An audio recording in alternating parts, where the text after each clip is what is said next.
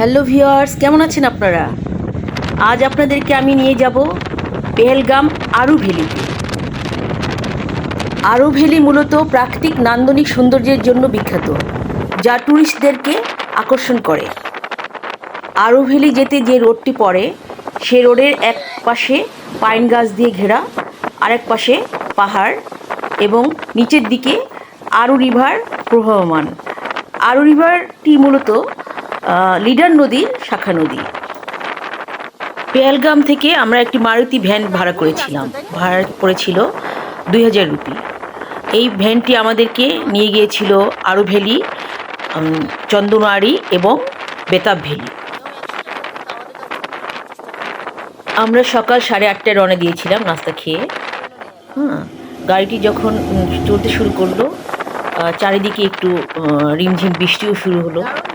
বৃষ্টির জন্য আরু ভ্যালির রাস্তার দুপাশে যে পাইন গাছগুলো ছিল, সেগুলো আরও সবুজ এবং তার সৌন্দর্য আরও বাড়িয়ে দিল। আরু ভ্যালিতে 3 সিজনেই যাওয়া যায়।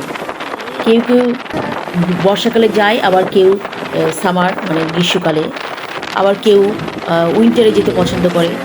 উইন্টারে হেভি স্নোফল হয়।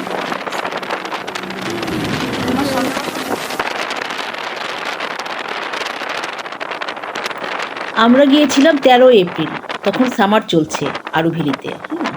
সামার চললেও কিছু কিছু সময় হঠাৎ হঠাৎ বৃষ্টি চলে আসতো, আবার কিছু সময় সানলাইট মানে সূর্যের আলো পাওয়া যেত।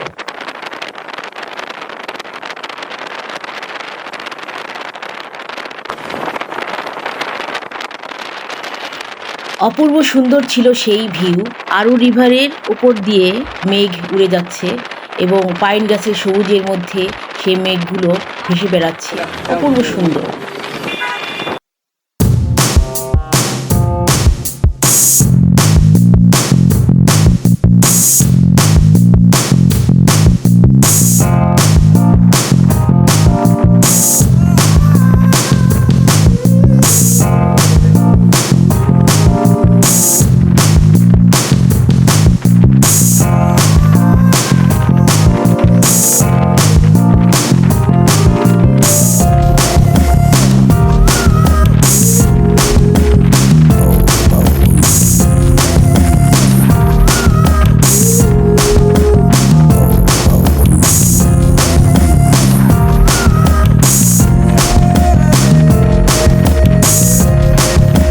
দেখতে দেখতে আমরা আরু ভ্যালিতে পৌঁছে গেলাম। পেহেলগাম থেকে আরু ভ্যালির ডিস্টেন্স ছিল 12.5 কিলোমিটার। আমাদের সময় লেগেছিল 23 মিনিট। যদিও এপ্রিল মাসে বরফ হয় না আরু ভ্যালিতে, কিন্তু বৃষ্টির কারণে প্রচুর ঠান্ডা ছিল।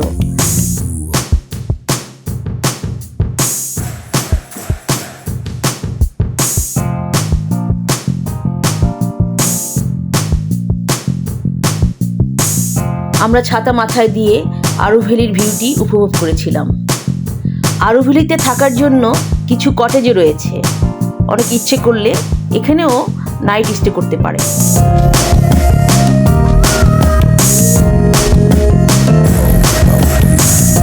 আমরা গিয়েছিলাম সামারে, এপ্রিল মাসে, তাই সেখানে কোনো বরফ ছিল না। কিন্তু অনেকে উইন্টারে যায়। উইন্টারে হেভি স্নোফল হয় এবং পুরো আরু ভ্যালিটি বরফে মোড়ানো থাকে। উইন্টারে এখানে বিভিন্ন অ্যাক্টিভিটিসগুলো হয়, যেমন স্কেটিং, স্নোমোবাইল, স্লেজ গাড়ি। উইন্টার সাধারণত অক্টোবর টু মার্চকে ধরা হয়। আমাদের মোটামুটি আরু ভ্যালিটি দেখা শেষ। এখন আমরা চন্দনওয়ারিতে যাব। আমরা এই হেঁটে হেঁটে উপরের দিকে যাচ্ছি। উপরের দিকে যে সাদা মেঘ সহ ধূসর বর্ণের পাহাড়গুলো দেখা যাচ্ছে, ওগুলোই চন্দনওয়ারির পাহাড়। এবং আমরা কিছুক্ষণ পরে গাড়িতে করে সেখানে যাব। চন্দনওয়ারির রোডটিও ভীষণ সুন্দর। চলুন তাহলে নেক্সট এপিসোডে আমরা চন্দনওয়ারির রোডটি উপভোগ করি।